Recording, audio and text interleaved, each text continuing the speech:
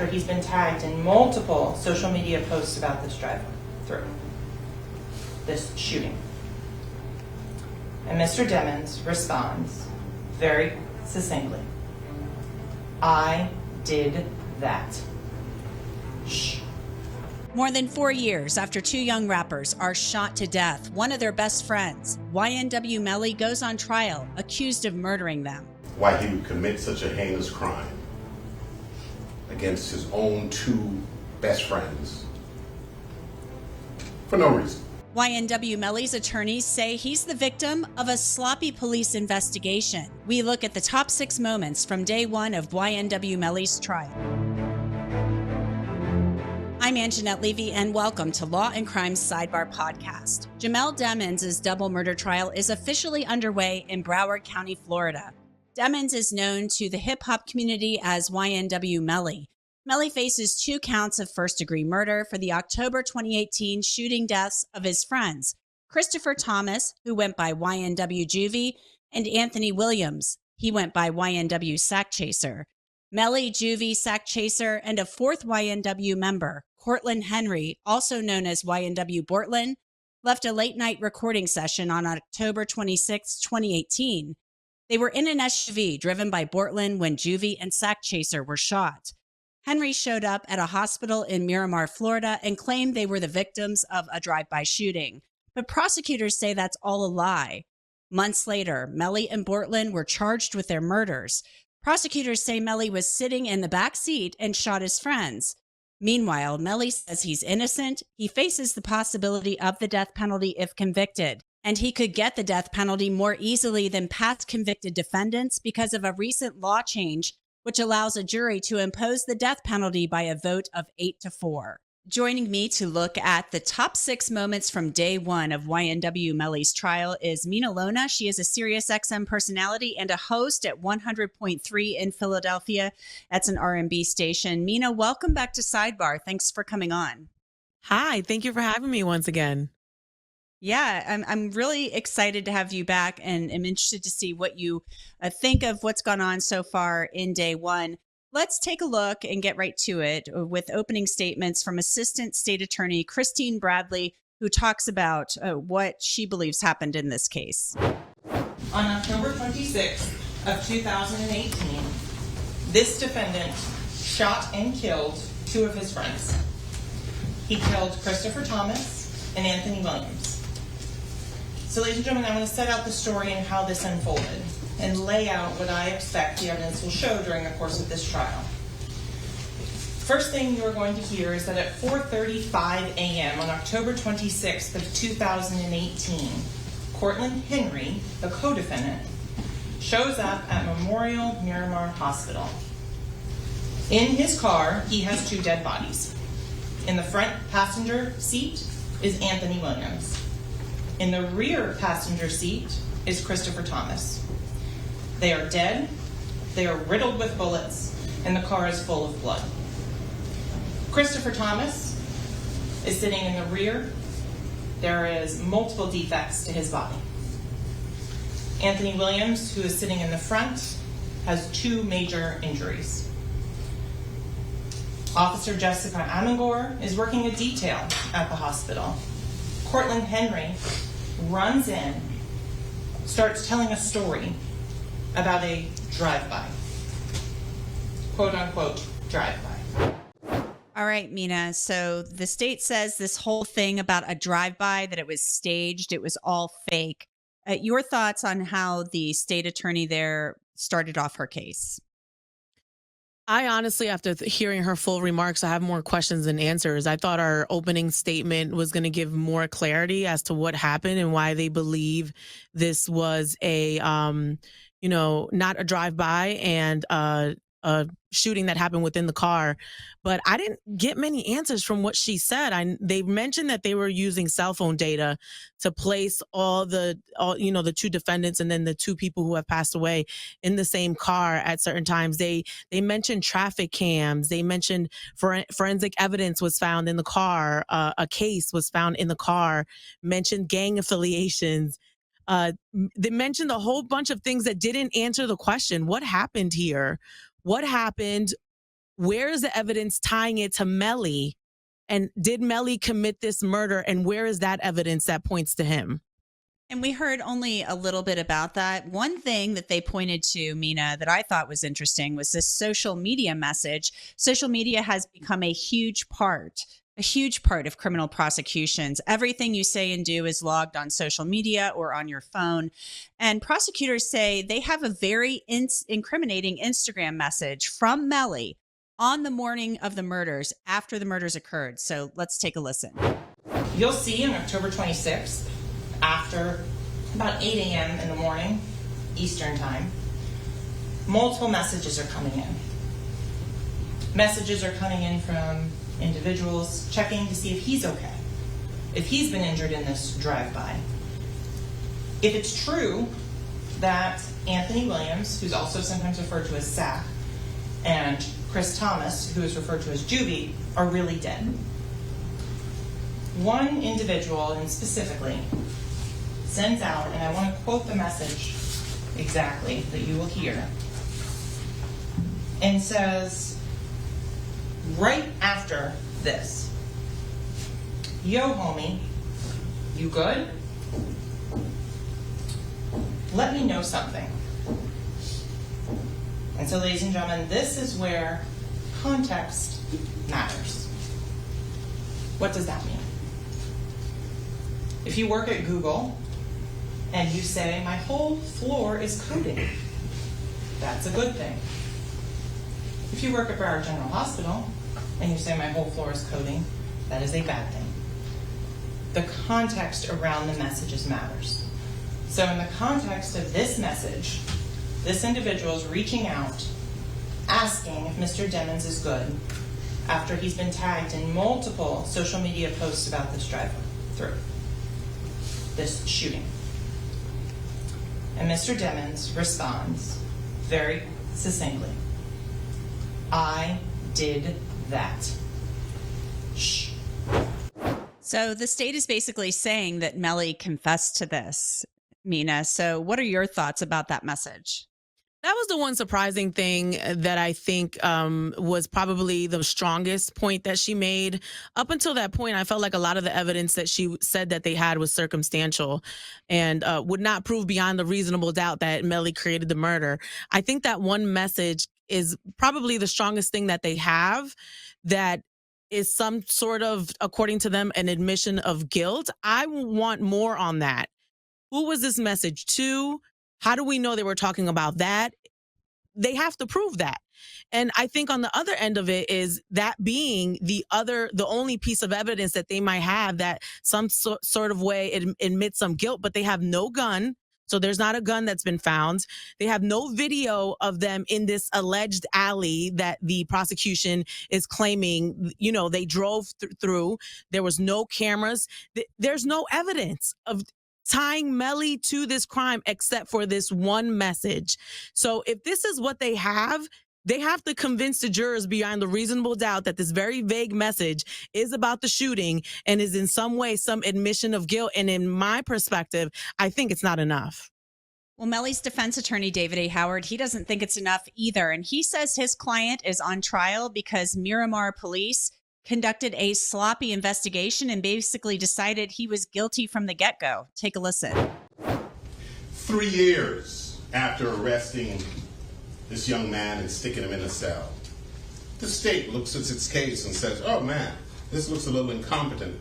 Miramar police seems to have botched this investigation," and they call the Broward Sheriff's Office and ask them to come and look at the investigation upon which this entire prosecution rests.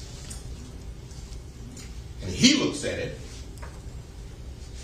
and he says he instantly knew he had to start from scratch. I think his words were, "It was the worst thing I had seen in my life."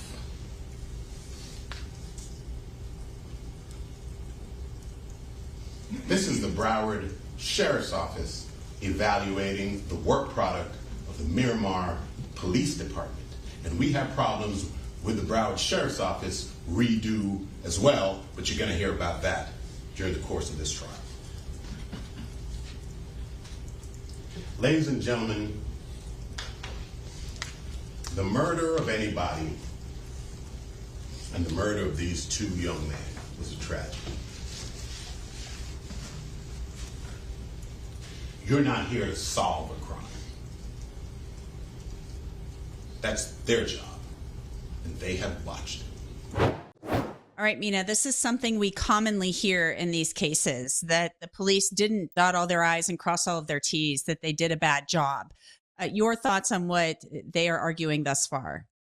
I will say he raised doubt in my mind because up to this, we didn't know much about this trial. And all we knew were that they believed that Melly committed the shooting because he was sitting at the rear of the car on the passenger side. And some of the angles from the forensic evidence pointed that it came from that angle, right? But until this point, I didn't know if there were any other people that potentially could have done this, this murder. But this attorney actually place a large amount of reasonable doubt into my mind. I'm going to read off some of my notes here because in that opening statement, he mentioned a couple of people.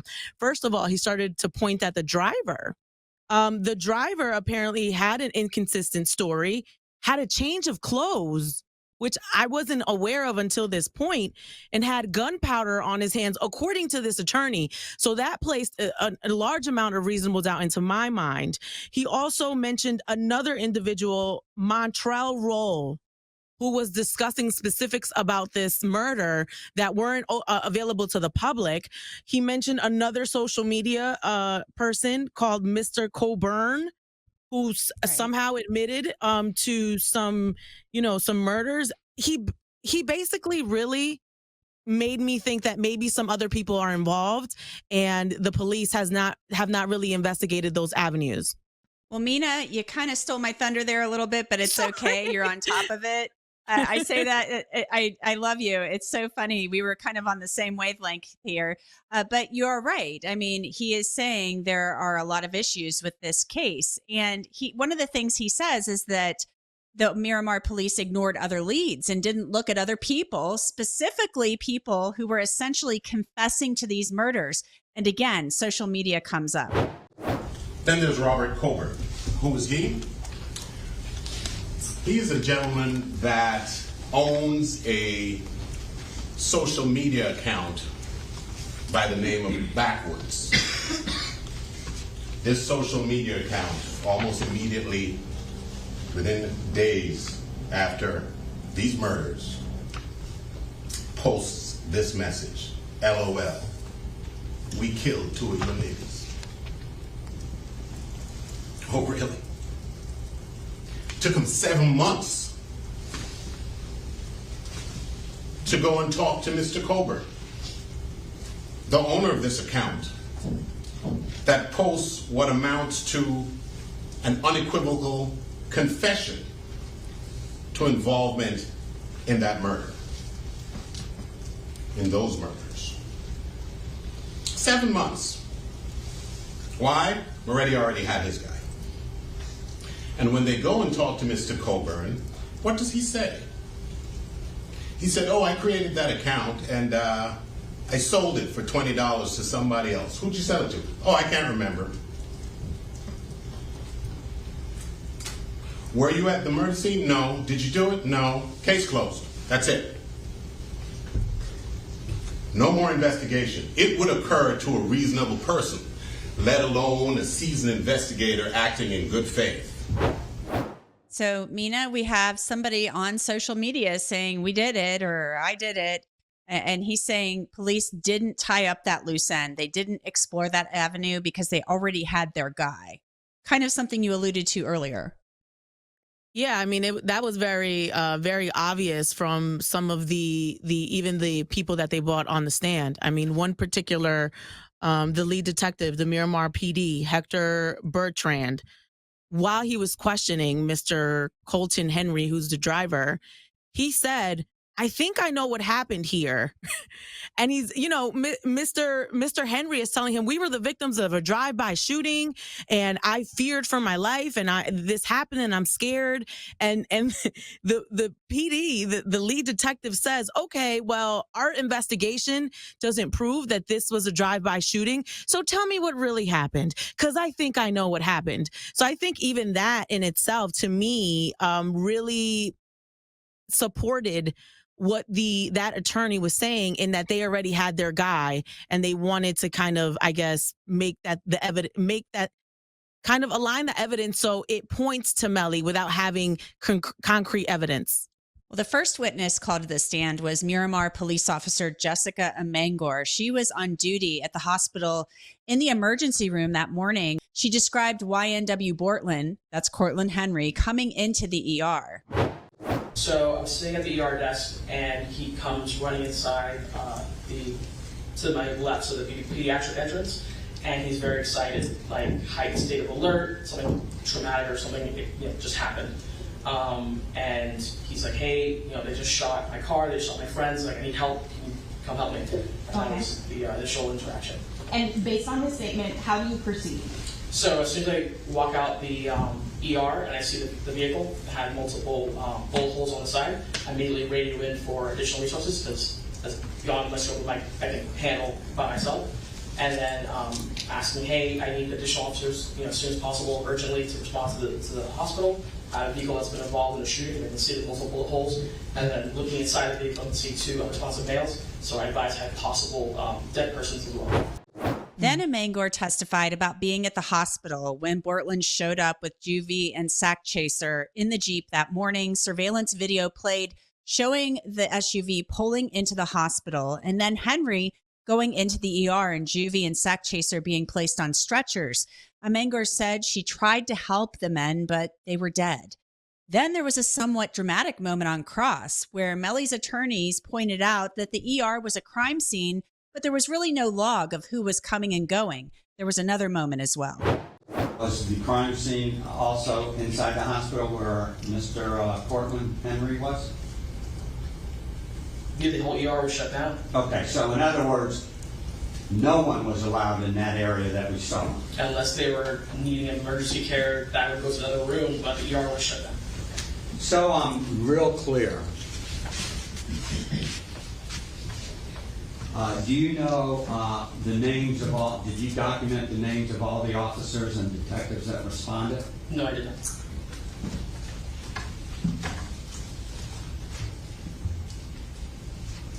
So we're perfectly clear. Could you stand up? You didn't see this young man getting out of the Jeep at any time, correct? No, sir. Fair enough. All right, so we have a couple of things going on there, Mina. We have basically the defense attorneys pointing out that this was a crime scene. Nobody was allowed in or out, but you're not keeping track of who's in and out. So people could have been traipsing around, contaminating the crime scene. Maybe you didn't know who was there or who wasn't. But then this dramatic moment where they have Melly stand up and she's like, yeah, I didn't see him in the Jeep. And the state's whole thing is that Melly was in the back of the car, fired the shots, and then they staged it to look like a drive-by, but he's nowhere to be found. Right. I think it just adds to the questions. That attorney is doing a great job of just, instead of allowing the prosecution to, carry out their narrative, he's adding to the questions of, well, you guys didn't properly handle this. Why? Where's the log? Did you do this? Did you do that? I thought another really important moment was during that video where they were showing Melly's friends being carried out. He shed a tear from what I saw. And it was an emotional moment for him, which I thought was really, really important to see him kind of tear up and get emotional at seeing his friends carried out on the stretcher and headed into the hospital. I thought that was really important as well. It's very interesting. And obviously they have, I'm sure, spoken with Melly about how he is to conduct himself in the courtroom. I mean, he's been in jail for 4 years. They've had years to prepare for this trial. So they know what's coming in the evidence. They see the witnesses who get on the stand. They basically know what they're going to testify to. So there is a little bit of showmanship going on here, a little bit of, performance art. We always have that in trials. Right. What were your thoughts on everything that we saw today? I thought it was super interesting. I still have a lot of questions. Obviously, I want to know what exactly they have that's tying Melly to this. Right. I'm interested in the fact that they're saying that the state attorney's office went to the sheriff's office and said, hey, can you look this over? I want to hear more about that they're saying this is the biggest mess we've ever seen, because that to me is very concerning, because you can't go back in time. We always hear about how important it is in the first stages of the investigation to collect all of the evidence and get it right. So I think we need more information, and it's certainly too early to make up our minds on any of this. I agree. I also think a fair amount of reasonable doubt was placed during these opening statements, at least in my mind. So I do want to see how this plays out and how they're going to tie all the evidence, because I think it was really important that the attorney, Melly's attorney, actually started pointing fingers at the other young man.